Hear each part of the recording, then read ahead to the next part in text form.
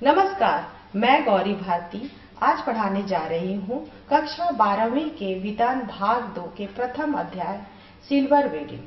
तो सबसे पहले हम लोग लेखक का परिचय पढ़ लेते हैं। मनोहर श्याम जोशी का जन्म 1935 में कुमाऊं में हुआ था। ये लखनऊ विश्वविद्यालय से विज्ञान स्नातक थे। इन्होंने दीनमान पत्रिका में सहायक संपादक और साप्ताहिक हिंदुस्तान में संपादक के रूप में काम किया। 1984 में भारतीय दूरदर्शन के प्रथम धारावाहिक हम लोग के लिए कथा पटकथा लेखन शुरू किया। ये हिंदी के प्रसिद्ध पत्रकार और टेलीविजन धारावाहिक के लेखक थे। लेखन के लिए इन्हें 2005 में साहित्य अकादमी पुरस्कार से भी सम्मानित किया गया। 2006 में इनकी दिल्ली में मृत्यु हो गई। मनोहर श्याम जोशी की प्रमुख रचनाएं हैं।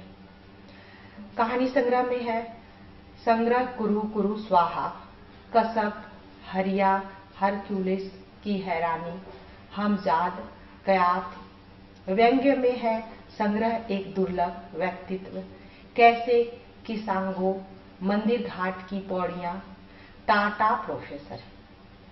षष्ठी वल्लभ पंत नेताजी कहीं इस देश के प्यारों का क्या कहना। साक्षात्कार लेखन में है इनकी बातों बातों में और 21वीं सदी। संस्मरण संग्रह में है इनकी लखनऊ मेरा लखनऊ। पश्चिमी जर्मनी पर एक उड़ती नजर। दूरदर्शन धारावाहिक में है हम लोग, बुनियाद, मुंगेरी लाल के हसीन सपने। तो चलिए पाठ पढ़ते हैं। यह लंबी कहानी लेखक की अन्य रचनाओं से कुछ अलग दिखाई देती है। आधुनिकता की ओर बढ़ता हमारा समाज एक और कई उपलब्धियों में समेटे हुए है, तो दूसरी ओर मनुष्य को मनुष्य बनाए रखने वाले मूल्य कहीं घिसते चले गए।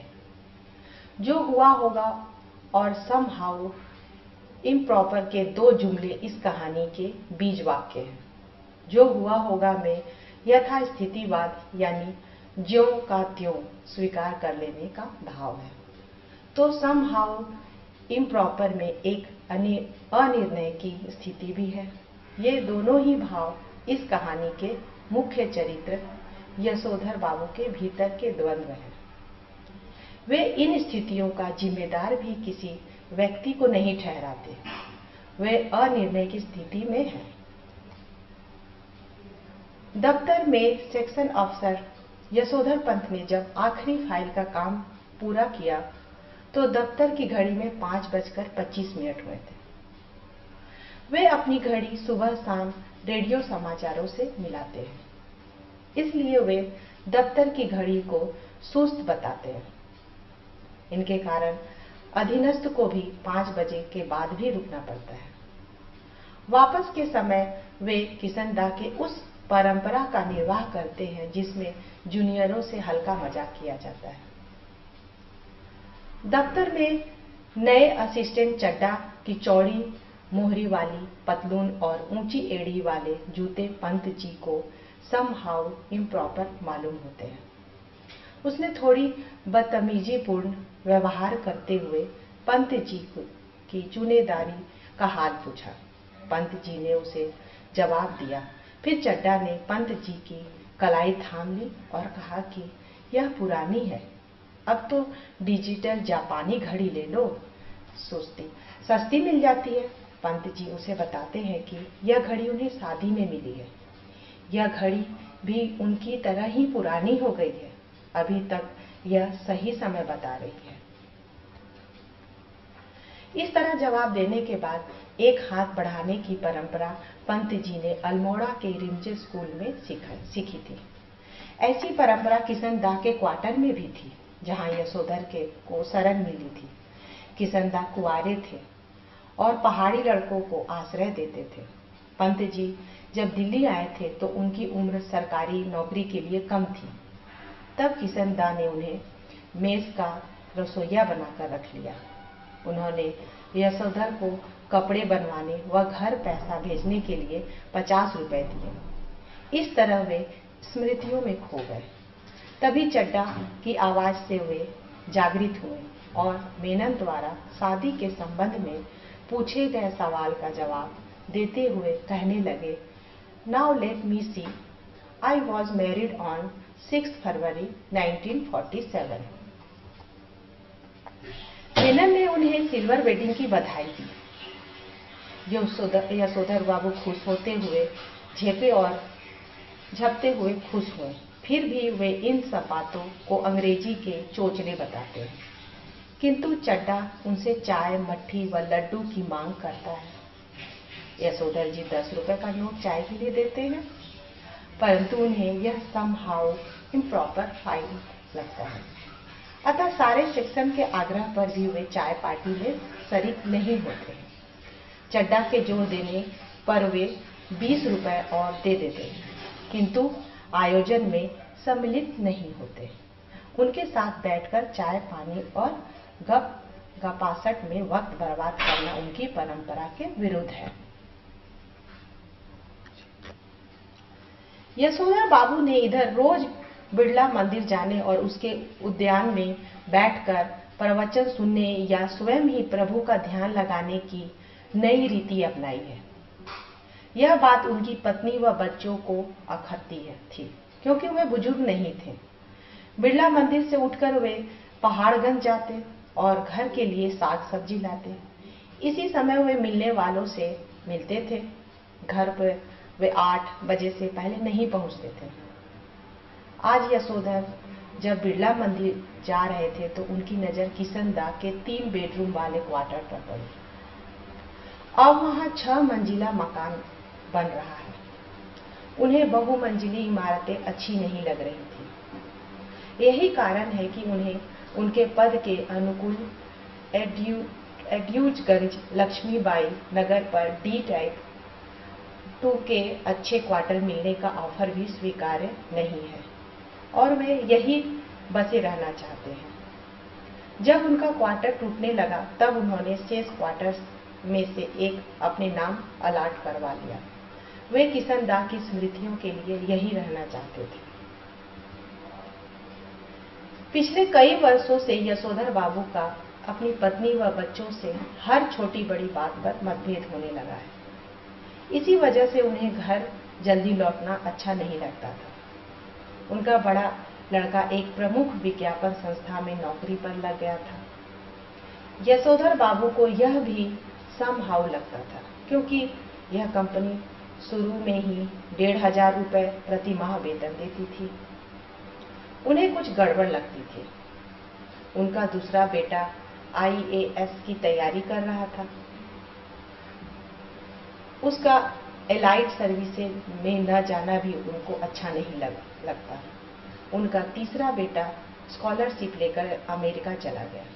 उनकी एकमात्र बेटी शादी से इनकार करती है। साथ ही वह डॉक्टरी की उच्चतम शिक्षा के लिए अमेरिका जाने की धमकी भी देती है। वे अपने बच्चों की तरक्की से खुश हैं, परंतु उनके साथ सामंजस्य नहीं बैठा पाते। यशोधर बाबू की पत्नी संस्कारों से आधुनिक नहीं है, परंतु बच्चों के दबाव से वह मॉडर्न बन गई है। शादी के समय भी उसे संयुक्त परिवार का दबाव झेलना पड़ा था। यशोधर जी ने उसे आचार व्यवहार के बंधनों में रखा। अब वह बच्चों का पक्ष लेती है तथा खुद भी अपनी सहूलियत के हिसाब से यशोधर की बातें मानने की बात कहती है। यशोधर उसे सालियल बुढ़िया, चटाई का लहंगा या बूढ़ी मुंह मुहासे, लोग करे तमाशे कहकर उसके विद्रोह का मजाक उड़ाते हैं, परंतु वे खुद ही तमाशा बनकर रह गए। किशनदा के क्वार्टर के सामने खड़े होकर वे सोचते हैं कि वे शादी न करके पूरा जीवन समाज को समर्पित कर देते तो अच्छा होता। वे मन ही मन यह स्वीकार करते थे कि दुनियादारी में उनकी बीवी बच्चे अधिक सुलझे हुए हैं, परंतु वे अपने सिद्धांत नहीं छोड़ सकते। वे मकान भी नहीं लेंगे।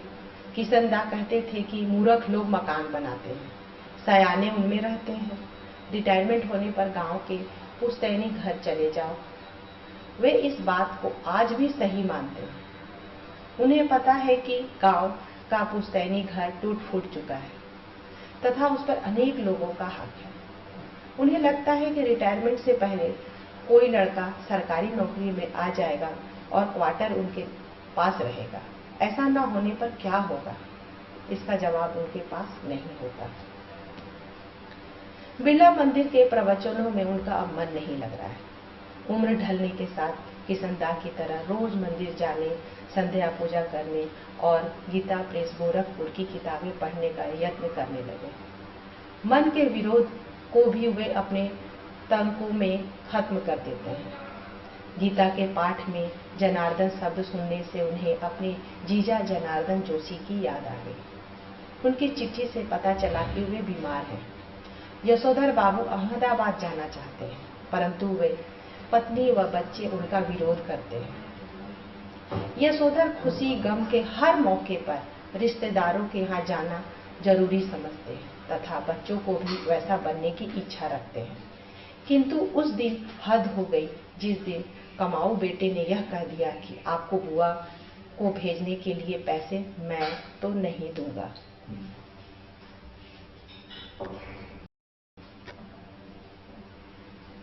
यशोधर जी की पत्नी का कहना है कि उन्होंने बचपन में कुछ नहीं देखा। मां के मरने के बाद विधवा बुआ ने यशोधर जी का पालन पोषण किया। मैट्रिक पास करके दिल्ली में किशनदा के पास रहे। वे भी कुंवारे थे तथा उन्हें भी कुछ नहीं पता था, अतः वे नए परिवर्तनों से वाकिफ नहीं थे। उन्हें धार्मिक प्रवचन सुनते हुए भी पारिवारिक चिंतन में डूबा रहना अच्छा नहीं लगा। ध्यान लगाने का कार्य रिटायरमेंट के बाद ठीक रहता है।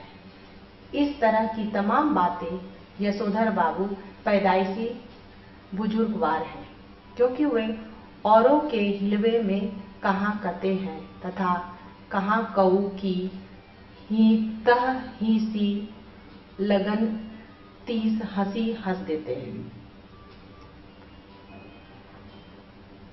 जब तक किशनदा दिल्ली में रहे तब तक यशोधर बाबू ने उन्हें पट शिष्य और उत्साही कार्यकर्ता की भूमिका पूरी निष्ठा से निभाई। उनके जाने के बाद घर में होली गवाना, रामलीला के लिए क्वार्टर का एक कमरा देना, जनेऊ पुन्नियों के दिन सब कुमाऊनियों को जनेऊ बदलने के लिए घर बुलाना आदि कार्य वे पत्नी व बच्चों के विरोध के बावजूद करते हैं। वे यह भी जताते हैं कि बच्चे उनसे सलाह लें, परंतु बच्चे उनसे सदैव उपेक्षित करते हैं। प्रवचन सुनने के बाद यशोधर बाबू सब्जी मंडी गए। वे चाहते थे कि उनके लड़के घर का सामान खुद लाए, परंतु उनकी आपस की लड़ाई से उन्होंने इस विषय को उठाना ही बंद कर दिया। बच्चे चाहते थे कि वे इन कामों के लिए नौकर रख लें। यशोधर जी को यही समहाउ इम्प्रॉपर मालूम होता है कि उनका बेटा अपना वेतन उन्हें दे। क्या वह ज्वाइंट अकाउंट नहीं खोल सकता था? उनके ऊपर वह हर काम अपने पैसे से करने की धौंस देता है। घर में वह तमाम परिवर्तन अपने पैसों से कर रहा है। वह हर चीज पर अपना हक समझता है। सब्जी लेकर वे अपने क्वार्टर पहुंचे। वहां एक तख्ती पर लिखा था Y.D. पंत। उन्हें पहले गलत जगह आने का धोखा हुआ। घर के बाहर एक कार थी, कुछ स्कूटर मोटरसाइकिलें थी तथा लोग विदा दे रहे थे। बाहर बरामदे में रंगीन कागजों की झालरें व गुब्बारे लटक रहे थे। उन्होंने अपने बेटे को कार में बैठे किसी साहब से हाथ मिलाते देखा। उनकी समझ में कुछ नहीं आ रहा था। उन्होंने अपनी पत्नी व बेटी को बरामदे में खड़ा देखा, जो कुछ मेम साहबों को विदा कर रही थी। लड़की जींस व बगैर बाह का टॉप पहने हुई थी। पत्नी ने होठों पर लाली व बालों में खिजाब लगाए हुए था। यशोधर को यह सब समहाउ इम्प्रॉपर लगता था। यशोधर चुपचाप घर पहुंचे तो बड़े बेटे ने देर से आने का उलाहना दिया। यशोधर ने शर्मीली सी हंसी हंसते हुए पूछा कि हम लोगों के यहाँ सिल्वर वेडिंग कब से होने लगी है? यशोधर के दूर के भांजे ने कहा, जब से तुम्हारा बेटा 1500 महीने कमाने लगा है तब से। यशोधर को अपनी सिल्वर वेडिंग की यह पार्टी भी अच्छी नहीं लगी। उन्हें यह मलाल था कि सुबह ऑफिस जाते समय तक किसी ने उनसे यह आयोजन की चर्चा नहीं की थी। उनके पुत्र भूषण ने जब अपने मित्रों सहयोगियों से यशोधर बाबू का परिचय करवाया तो उस समय उन्होंने प्रयास किया कि भले ही वे संस्कारी कुमाऊनी है तथापि विलायती रीति रिवाज भी अच्छी तरह परिचित होने का एहसास कराए।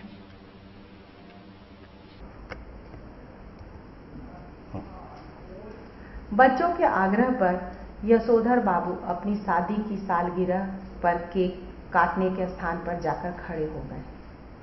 फिर बेटी के कहने पर उन्होंने केक भी काटा, जबकि उन्होंने कहा, somehow I don't like all this, परंतु उन्होंने केक नहीं खाया क्योंकि इसमें अंडा होता है। अधिक आग्रह पर उन्होंने संध्या न करने का बहाना किया तथा पूजा में चले गए। आज उन्होंने पूजा में देर लगाई ताकि अधिकतर मेहमान चले जाएं। यहाँ भी उन्हें किसनदा दिखाई दिए। उन्होंने पूछा कि जो हुआ होगा मैं आप कैसे मर गए? किसनदा कह रहे थे कि भाऊ सभी जन इसी जो हुआ होगा से मरते हैं, चाहे वह गृहस्थ हो या ब्रह्मचारी, अमीर हो या गरीब। शुरू और आखिर में सब अकेले ही होते हैं। यशोधर बाबू को लगता है कि किसनदा आज भी उनका मार्गदर्शन करने में सक्षम है और यह बताने में भी कि मेरे बीवी बच्चे जो कुछ भी कर रहे हैं उनके विषय में मेरा रवैया क्या होना चाहिए। किसनदा अकेलेपन का राग अलाप रहे थे। उनका मानना था कि यह सब माया है। जो भूषण आज इतना उछल रहा है वह भी किसी दिन इतना ही अकेला और असहाय अनुभव करेगा जितना कि आज तू कर रहा है।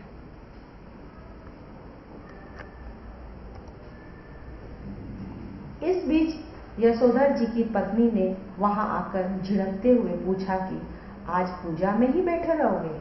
मेहमान के जाने की बात सुनकर वे लाल गमछे में ही बैठक में चले गए।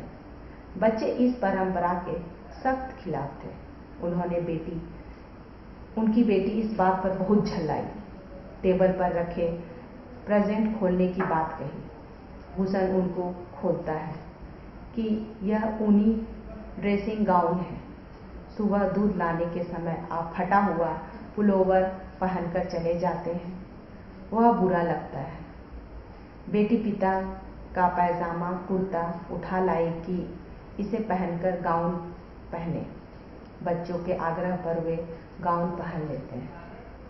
उनकी आंखों की कोर में जरा सी नमी चमक गई। यह कहना कठिन है कि उनको भूषण की यह बात चुभ गई कि आप इसे पहनकर दूध लेने जाया करें। वह स्वयं दूध लाने की बात नहीं कर रहा है। तो यहाँ पाठ समाप्त हो जाती है। आशा करती हूँ कि यह पाठ आपको समझ में आ गई होगी। धन्यवाद।